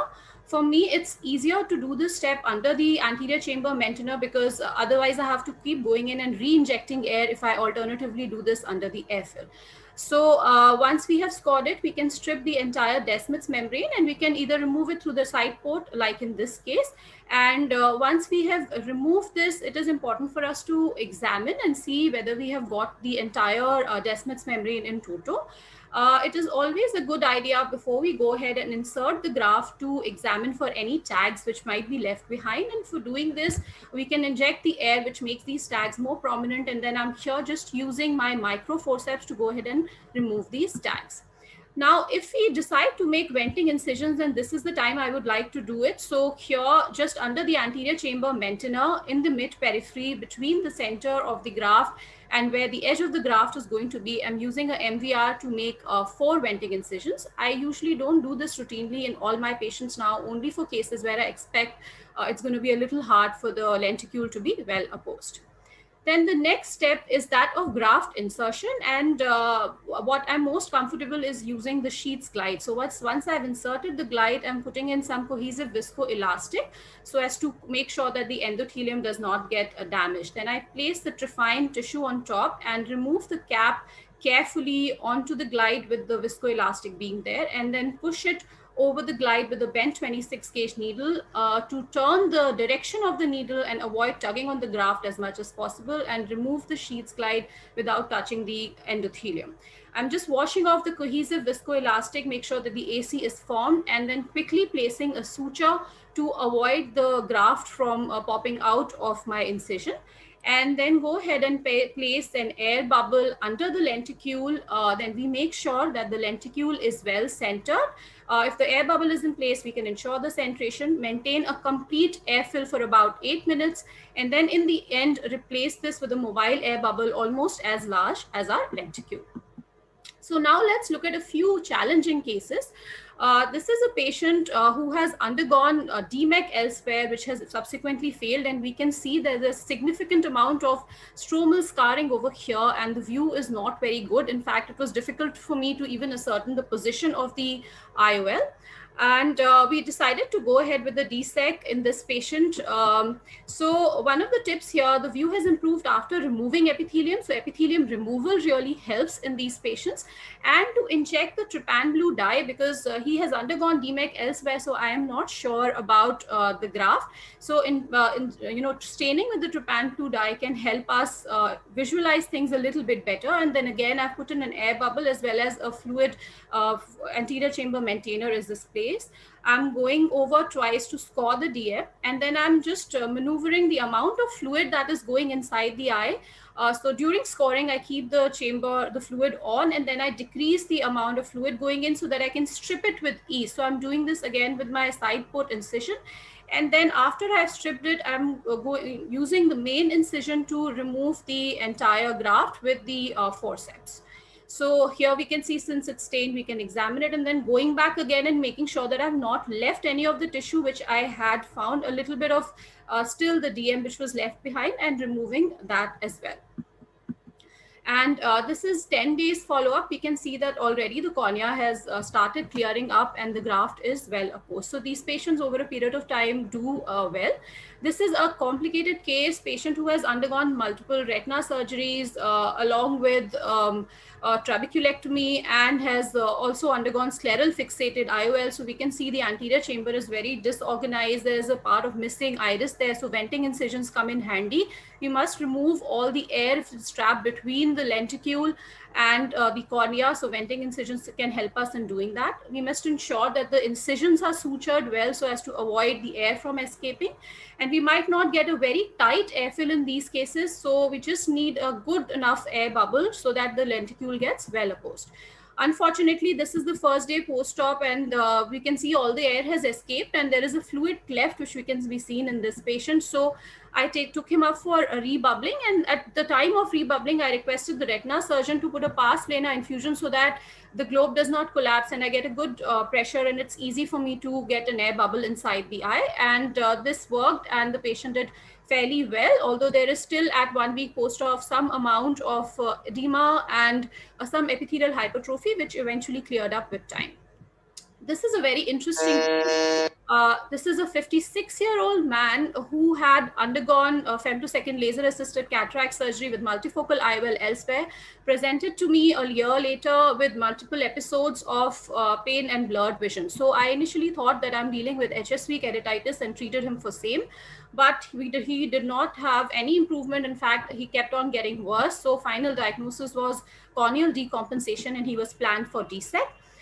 The patient was doing fairly well with a clear cornea, but 8 months later, see here, he again came back to me with blurred vision, and we had an inferior corneal edema along with a retained lens fragment. And this was the reason for corneal decompensation in this patient, which I realized in retrospect.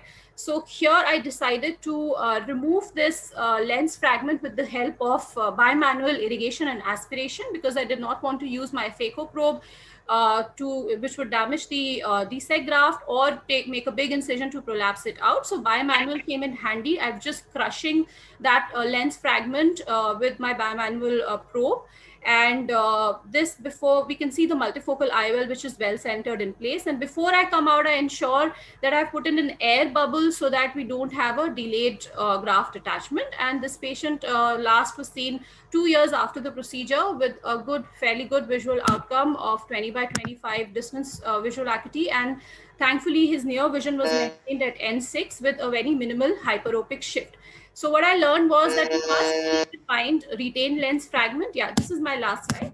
Retained lens fragment can be an important cause of delayed corneal decompensation, which must be looked for. And especially in this case, one of the clues was inferior corneal edema. And we can achieve good outcome even if we have a well-centered multifocal IOL. Thank you for your patient hearing. Thank you so much, Ikeda, for your wonderful presentation. You have shown your journey quite well. All the cases were wonderfully managed. I will now invite Dr. Nainankar Mehdi from Assam to share his journey in DSEC beginning from the simple to the complex cases. Over to you, sir.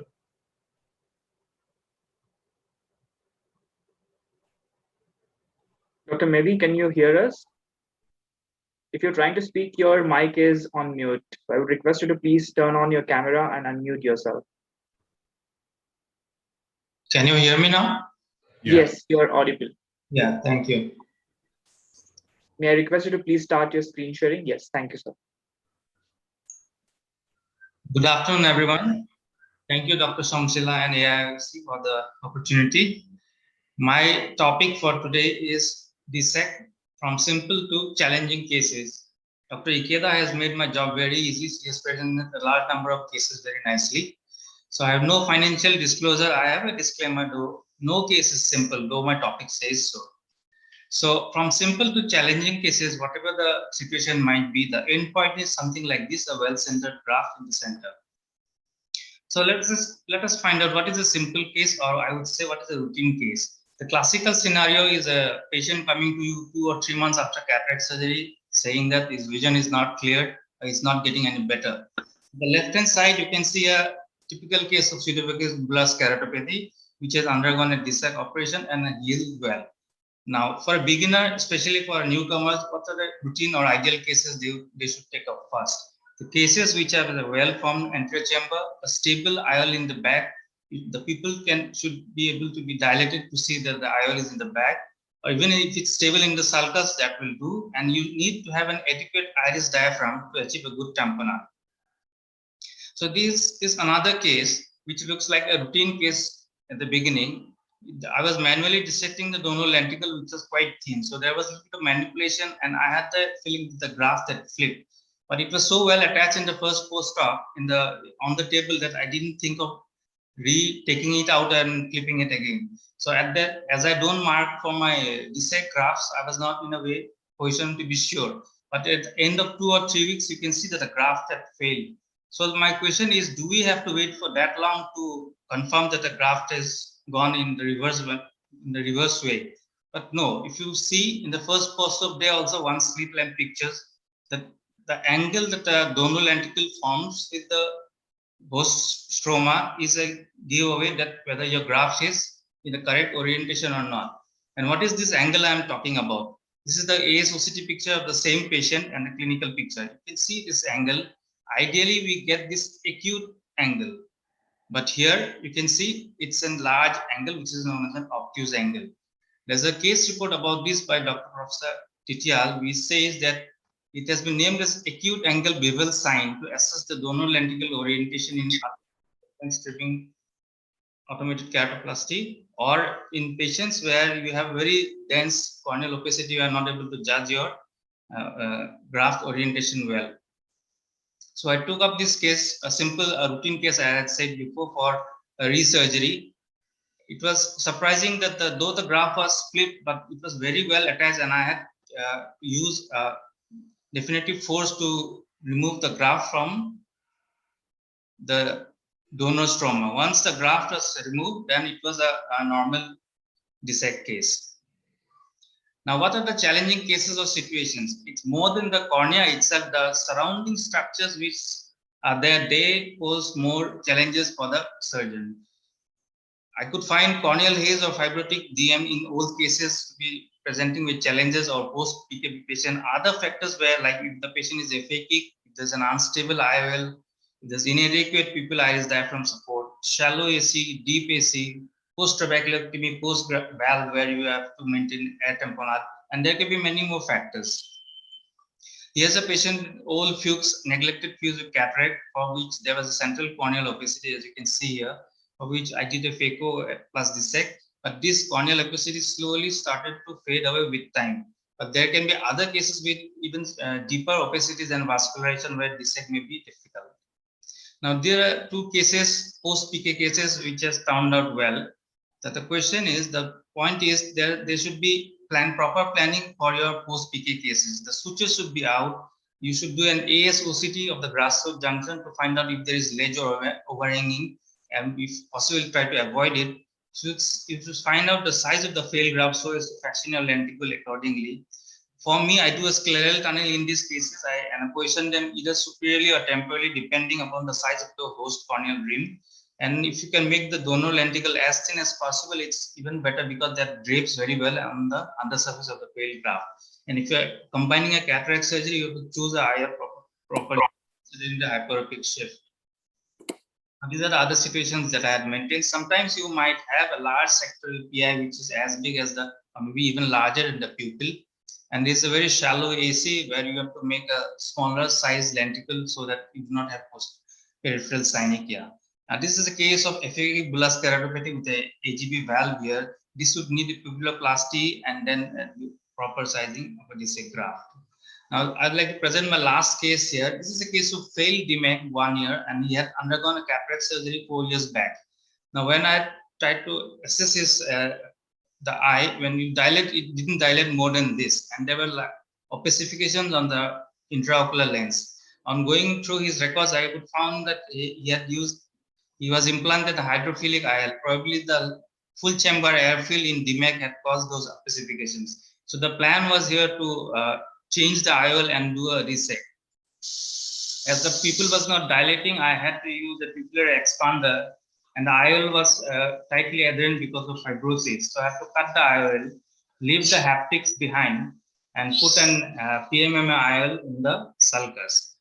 Thankfully, the patient did well, and then you have this slight pupillary distortion from the trauma manipulation, but he's getting good vision. So the clinical situation may vary from case to case. What I believe is in all these challenging cases is that the challenge lies in carrying out the extrasurgical maneuvers, which is to bring the situation to as close as possible to a routine case so that you can do your dissect comfortably. Thank you so much for your time. Thank you, Dr. Mehdi, for the lovely demonstration, especially the last case. It was extremely challenging. So moving on, I will now like to invite Dr. Karan, who is a upcoming dynamic corneal surgeon, to share his experiences with challenging cases in DSEC. Over to you, Dr. Karan. Is my screen visible and am I audible? Yeah, yes, yeah. You're audible. Your screen is also visible. Dr. Karan, go ahead. Thank you so much. So I'll also be talking about challenging cases in DSEC. So this could be as a result of an intraoperative complication or due to the challenging situation of the eye itself. A lot of my job has been made easier by my previous speakers. So buttonhole was also been described by one of the speakers. And in such a situation, what we can do is cut the rim with the corneosteral scissors, and then later on dissect it accordingly, the lamellar dissection carried on. And once that is done, you can use a crescent knife to cut that area, and then you can use this graft. In case of DM perforation, I will not show that video because somebody has already showed it. Intraocular bleeding is a problem for all endothelial grafts, particularly the more thinner it is, the more problem. So it has to be tamponaded, preferably with air. And if you can't do that, if you have other surgeries planned with it, then you can use viscoelastic substances as well. Coming to the challenging cases, the first one is a post-AGV one-eyed young male with advanced cupping. So in such cases, the challenges are the incision or the entry, and one has to avoid the bleb area. And the tube may interfere with the placement of the graft, so that it has to be trimmed. The incision in such a case would be preferred, would be a clear corneal incision, which can be increased. The trimming should be more than what I have done in this case. The problems are the air can escape through the tube as well, and it can help. And if it's a large, you not cut too much, it can decompensate the graft. The insertion of the graft is in the usual fashion. One thing is advanced glaucomatous nerve damage is already there in such patients, and the elevation of IOP during EK surgery with air bubble injection can lead to further loss of vision. So this patient also did pretty well. This is another case of a post-complicated cataract surgery in a 75-year-old with vitreous in the AC and a decentered IL. So this was the plan that I had done. I'll just show the video of this. After the epithelium was removed, you can see that there is the IL is decentered with vitreous in front of it. So the next step was to sweep this vitreous and bring it in the center, and then followed by a good anterior vitrectomy. You have to remove a lot of these fibrous membranes that have also formed. Once this is done, then the next step was to take out this IL, which was explanted. Again, since this vitreous is again coming out, so you have to do more and more vitrectomy. And this vitrectomy was done. The next step would be to check if there is a sulcus or not. And if there is you have to break the adhesions that are there between the iris and the capsular bag. Using a combination of techniques, Repositor and the visco can be used. After this, if the sulcus is there, you can put it in the sulcus. A 3-piece IL would be preferred in such situations. Again, using a 2-hand technique in such a case. Then would be the normal insertion of a DSEK lenticule. The challenging situation in the cases is more with the anterior chamber reconstruction rather than the DSEK itself. So this patient also did pretty well, and at 3 months, this patient had a BCVA of 6/12. Coming to another case, so this was generally you prefer as thin lenticle as you would want, but if you see this lenticule that has come, it's folding on itself and it's too thin, making my preferred technique is the push technique using a needle, and it would make it even more difficult to manage such a thing. So the graft was inserted inside, and you can see it keeps on folding on itself, and as a result of which multiple maneuvers have to be done over here to get it into position. After a lot of struggling, this finally came into position, and if you the post-operative OCT, it was only 37 microns, this graft. So you don't want something like this. Fourth case is a one-eyed patient post-trap with the functioning bleb. In such a case, the first thing you would do is releasing all these peripheral anterior synechia. Once that is done, you would check everywhere whether PA passes. Then, since there's a functioning bleb post-trap, you would again prefer a clear corneal incision over here. After that, you would do your routine desmodorexis over here. But so far, so good. No problem at all. The case is going on as per usual, but then you see that the globe has gotten suddenly tight, and there is prolapse of the iris that is coming over here. So this could be query fluid in the retrodental space, or could be an early suprachoroidal. So in such a case, you need to be a little bit more innovative. Over here, the surgeon chose to go via the pars plana and did a pars plana vitrectomy to decompress the globe. The eye became softer, and then the surgery is a piece of cake. So this was inserted normally, and the patient also did pretty well. In third case, the case number 5 would be a post-PK graft. As my previous speaker had said, the incisions have to be posterior to the graft over here. A scleral tunnel would be preferred. If the media is not clear, it would be a good option to do a non-DSEK. The measurement of the graft is very, very important over here, and you would like to undersize your donor lenticule according to that. Over here, a desmodorexis was done, but it is not always the case that you require it. Once that was done, the graft was inserted, and this patient also did pretty well. Next case would be an ACIL. My previous speaker has spoken on to it. If it's not a good idea to always explant the ACILs, because they are always stuck to the iris in a very strong manner. So if you have to explant, you have to cut it. So avoid it if it's possible. There can be multiple holes in the iris or long iridectomy. So the pupilloplasty can be required in such cases. This is another case of PCIL in the AC, where the IOL was left as such because it's long adhesions. Eventually, I had to come back after a long time because the graft decompensated, and then I had to cut the IOL and take it out. So another case is the PCIL fixed abnormally. As you can see, the primary surgeon done elsewhere had put the PCIL behind the iris plane, but the haptic was in the anterior chamber. Over here, this patient, however, did pretty well, and so we left it as such, and she's doing pretty well. The next case would be a PBK case with the broken PCIL. If you note over here, the haptic is broken, and that is the reason the fluctuation of it was causing a decompensation. Since IOL was removed, let's take a look at the surgery a bit. After removing the epithelium, you can see without any manipulation, I was easily able to take out this broken IOL, and then again breaking out pars whatever synechia are there. There was some vitreous, so vitrectomy was done in such a case. But then again, intraoperative bleeding occurred. So then I used Visco over here, HPMC only, to tamponade the agent. And now since the if you have to note that this patient is aphakic now. So again, doing more vitrectomy, breaking all the synechia that are present between the bag itself and this was done, and the sulcus and the entire bag complex was removed. And then I did an SFIL using the recently published mixed technique, and the SFIL was fixed into position, followed by the since there was a large iridectomy over here, I did a pupilloplasty. This was done well, and then finally the graft was inserted into in the normal fashion. So this patient also did pretty well. This is the post-operative day 7 picture. the IL was stable. ABK would be similar situations like an ACIL. The problem is the graft doesn't stick, so you have to let the person be in supine position for a longer period in the OR. I would always prefer to combine it with an iris claw IL or an SF-IL. Eye syndromes are always challenging cases because of the presence of a floppy iris, glaucoma, and all of these things. I have done one case and I really struggled with it because it was a cataract, it holds multiple small pupil, a lot of problems with that. So you have to be very careful in such. CHED cases, a non-DSEC does very well, and this patient has got a BCVA of 6/12 at 2 months. So challenges are gifts and there are opportunities to learn. Special thanks to all my EKS teachers. Thank you so much. Thank you so much, Dr. Karan, for finishing it on time. I would request our chairperson and moderators to please conclude. Yeah. We have still 1 minute. Yes. That's why I said yes. Let's go. So I would like to, first of all, thank Somshila for putting together an excellent session. All the speakers did justice to the topics allotted to them.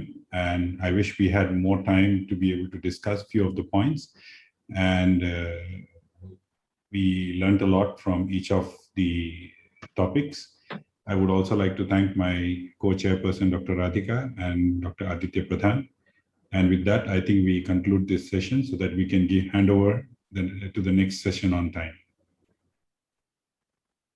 All right. A big thank you to all the chairperson, moderators, and speakers for keeping it on time so we can pass the session and the conference on time to the next session. Thank you so much to each